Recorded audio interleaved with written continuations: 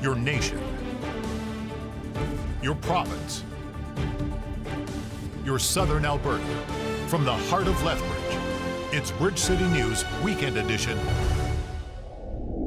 Hello, I'm Naveen Day. Thanks for joining us this Saturday, September the 20th.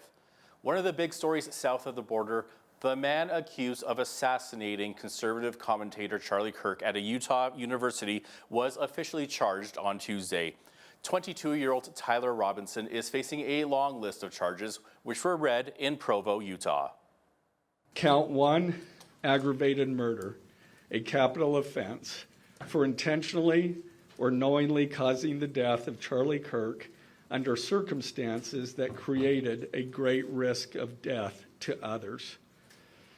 Count 2, felony discharge of a firearm causing serious bodily injury, a first-degree felony.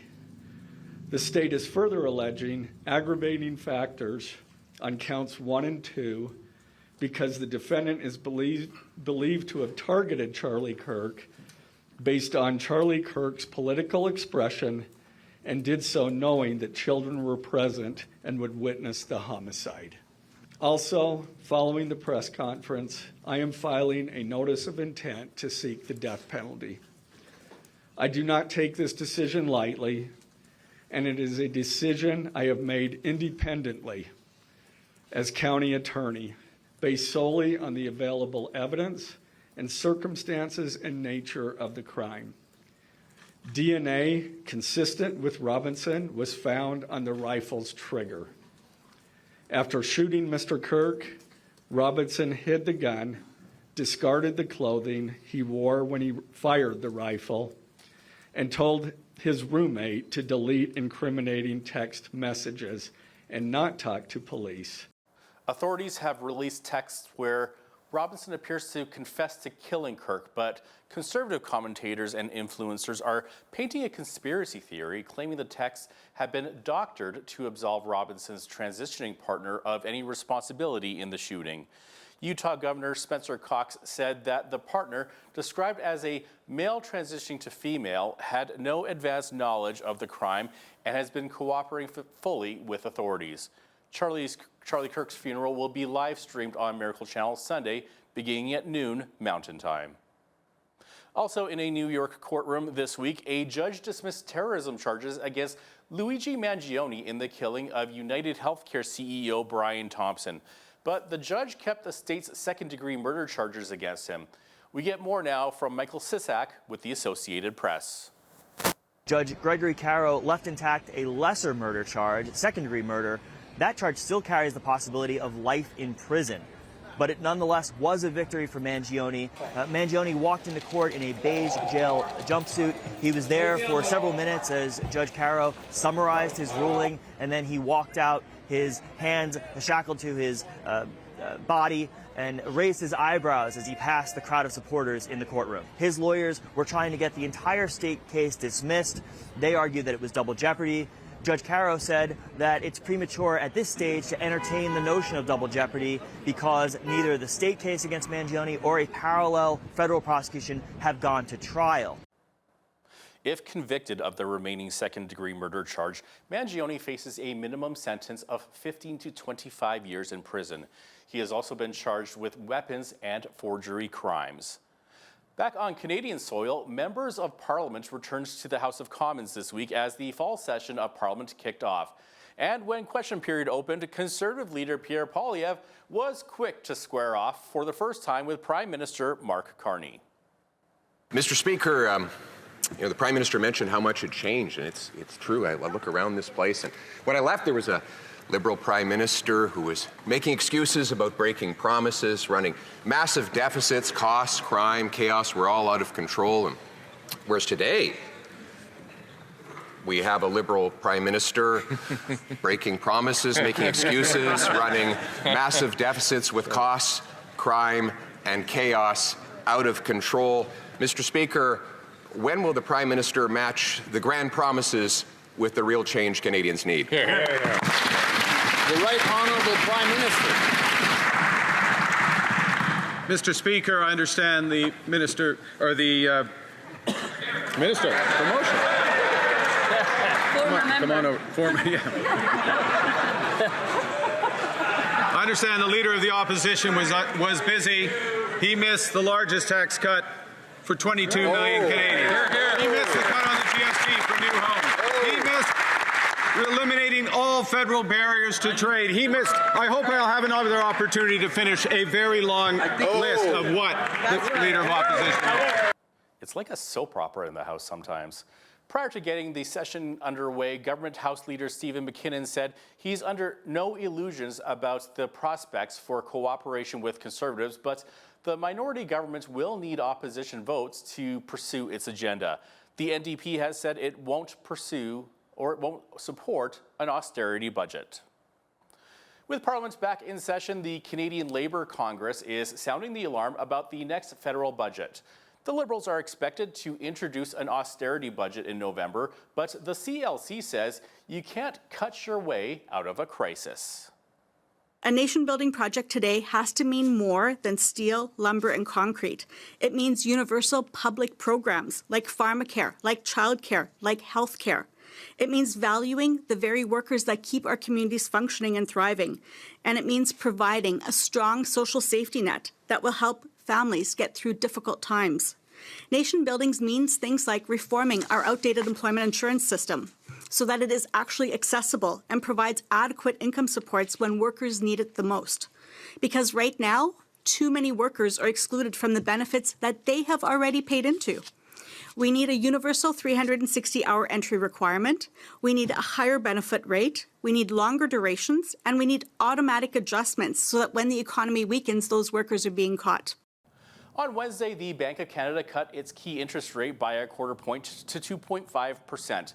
This breaks a streak of 3 consecutive holds since March as the central bank worries less about inflation risks and more about a slowing economy. Governor Tiff Macklem says policymakers felt it was the right time to shore up the economy against U.S. trade disruption. You know, if you look at the inflation data, there is some more comfort that some of those upward pressures we saw in underlying inflation are easing off. There's still some mixed signals there, and I indicated, we know tariffs are disrupting trade. We know businesses are looking for new suppliers. They're looking for new markets. That is bringing new costs. So we're going to be watching those costs carefully and how those get passed through. I think the guidance really is we're not as forward looking. We're not being as forward looking as normal, and we're paying close attention to the risks and uncertainties. We demonstrated today if those shifts, we're prepared to take action. A shocking story out of Toronto this week. Police are releasing details about the death of a 62-year-old homeless man. Police say he was violently attacked on August the 31st. He was rushed to hospital after being treated for his injuries. He was released. Police say, sadly, the man died on September the 4th from injuries related to the attack. The shocking part is the age of the accused. Today, we are announcing that 2 individuals have been arrested and charged with this murder. What is very concerning is the age of one of the accused. A 12-year-old male who cannot be identified has been charged with second-degree murder, along with a 20-year-old man, Isaiah Byers, 20, of Toronto. This is very concerning to our community. Chief Demke raised this as a call to action last week, given 8 of the 31 homicides have youth facing homicide charges. Early in this investigation, we learned that this homicide was part of a series of violent attacks that took place on the morning of August 31st in the downtown core. This was a disturbing crime spree. These assaults took place between 5:45 and 8:07 in the morning. All of these attacks were extremely violent, and they targeted vulnerable members of our city. Through our investigation, we have learned that more people may have been approached by the 2 accused on the morning of the attacks, or that people may have witnessed these attacks. We would like these people to come forward so that we can get more information from you. Police in Nova Scotia have laid 66 sex-related charges against an ex-swim instructor at a youth corrections facility. The charges come after a 4-year investigation and involve some 30 alleged victims at the Waterville Youth Centre. In 2021, Operation Headwind was officially established, and by 2022, it had expanded to a 14-member unit dedicated solely to this investigation. On Saturday, September 13th, 75-year-old Donald Douglas Williams was safely arrested at his home in Dartmouth. Doug Williams was the Nova Scotia Youth Centre swim instructor between 1988 and 2017. At this point, he's facing a total of 66 charges, including 3 counts of sexual assault causing bodily harm, 28 counts of sexual assault, 32 counts of sexual exploitation, 1 count of sexual interference, 1 count of invitation to sexual touching, and 1 count of assault. Police believe Williams assaulted more than 300 youths between the ages of 12 and 18 from 1989 to 2015. Here in Alberta, the war of words between the Alberta government and the Alberta Teachers Association heated up this week. The government filed a complaint with the Labour Relations Board over a document from the Provincial Teachers Union that it alleges contained false information. The document, titled Talking Points, was released by the union on August 29th and gives teachers guidance on how to explain the bargaining situation to parents and students. The government alleges that one of the false claims is that the Teachers Employer Bargaining Association, or TEBA, doesn't have the mandate to negotiate class complexity, class size, and supports for students. In the complaint before the Labour Board, Finance Minister Nate Horner is demanding the Alberta Teachers Association and its president, Jason Schilling, immediately retract their false claims. But Schilling has since fired back in a statement saying the document is not misleading. It's the truth. When we return, more stories from around Alberta.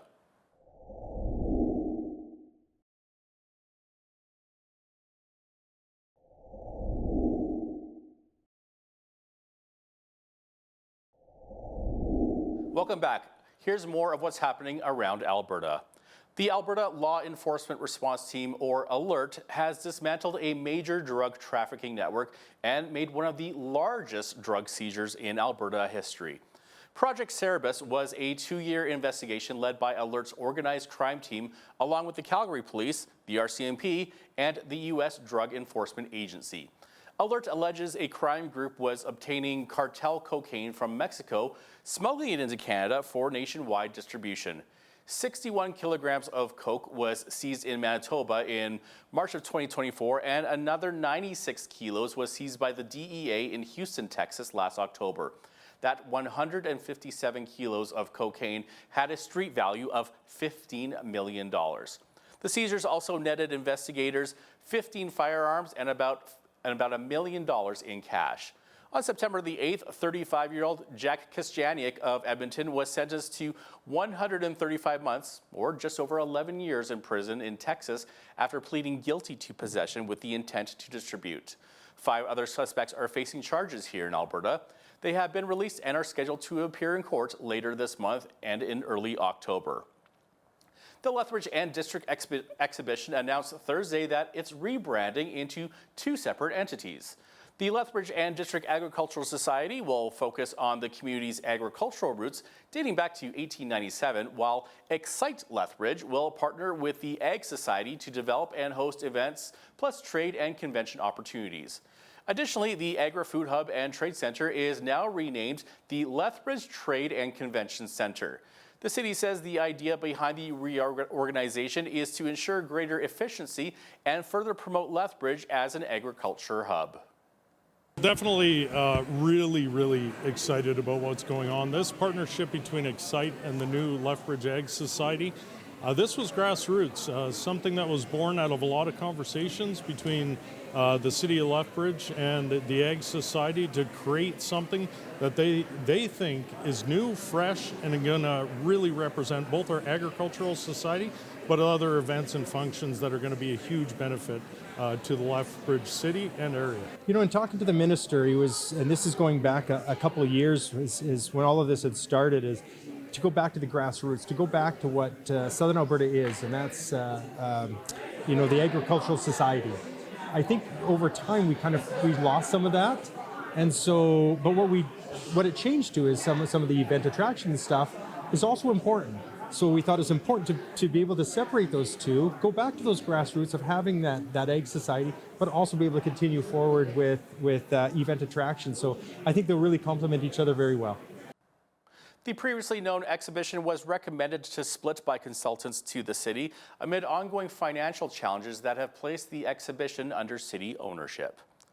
The Lethbridge Police Service's Victim Witness Unit is seeking individuals to join the Crisis Support Worker Team.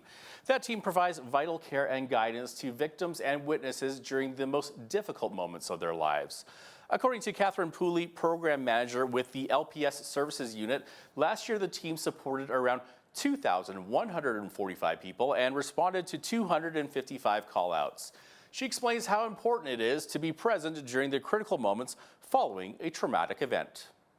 We respond 24/7. We always have coverage to respond out on scene with officers, and then we also provide follow-up support for people as they navigate through the criminal justice process. Could be a shoplifting, a mischief situation. We would call in support and make sure they have all the court information they need as they navigate, all the way down to intense, harmful situations like homicides. We've been to domestic violence. We regularly are dealing with sexual violence, things like that. So we put all of our volunteers through a very robust training. This year we're looking for between 15 to 20 people to join our team. To be able to give back to the community, and I think especially in the world today, a lot of what we see and hear is a lot of bad news. And so to be a part of something that can be a little bit of good for someone going through something is an experience like no other. We do have a facility dog who sometimes people, again, just need that presence, and the dog really helps with that, especially with kids, I would say. He's able to bring to the victims, makes a huge difference for people. People allowing us into their space on the worst day of their life, and they welcome you in, and we just walk them through a process. When police get to a scene, they have a job to do, and we can bring a more human side to it. The unit is seeking individuals who are 18 years of age or older, have a clear criminal record check, and hold a valid Class 5 driver's license, and are willing to be on call 2 shifts per month. Applications are being accepted online until October the 15th. The city of Lethbridge is attempting to promote itself as a prime filming destination for major movie and TV projects. Screen Lethbridge is a collaborative project to promote the city and region for big-name film production companies and lift up local filmmakers in the process. The city says the production of Ghostbusters Afterlife and The Last of Us, which were primarily filmed in southern Alberta, brought widespread economic success. And the city was a part of the momentum of showing the region's beauty and untapped potential. So far, we've been scouting locations all through the city, whether it's city property or private property, and we've been placing them on a locations database in Lethbridge.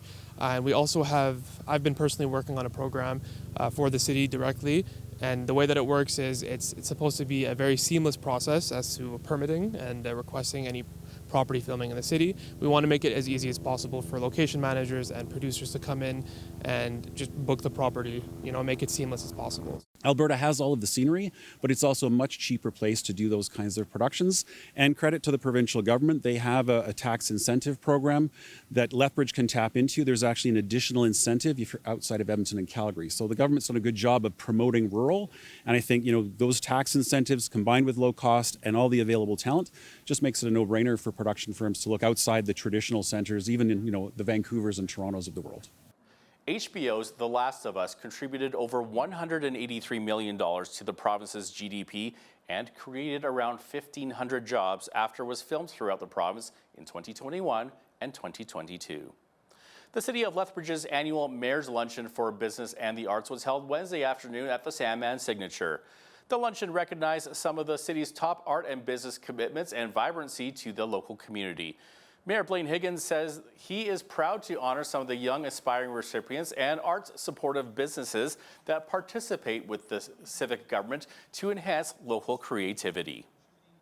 It's great to be able to be back here. It shows the importance of arts within our community and the support, arts in all kinds, and what it does and how inviting it is to our community.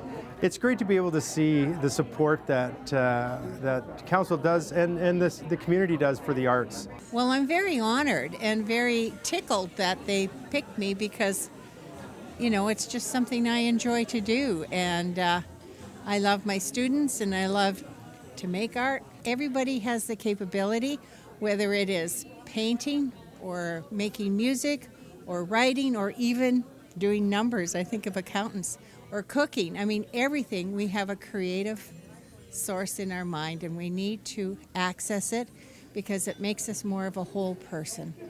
Marianne Crow-Healy, who is the Executive Director of the Blackfoot Canadian Cultural Society and Blackfoot Family Lodge Society, was recognized with the Joan Waterfield Memorial Award for her work over nearly 5 decades advocating and advancing the Niitsitapi culture. Some Lethbridge home builders are showing off their latest creations. The annual Lethbridge Parade of Homes is now open for residents and curious home buyers to take a look at. It's a 16-day event that began last weekend and runs through September the 28th. The parade showcases some of the newest housing developments in the region with 20 show homes in Lethbridge and Coaldale built by 6 building companies. Residents can tour each house to enter and win various backyard prize packs and get a feel for how housing designs have evolved.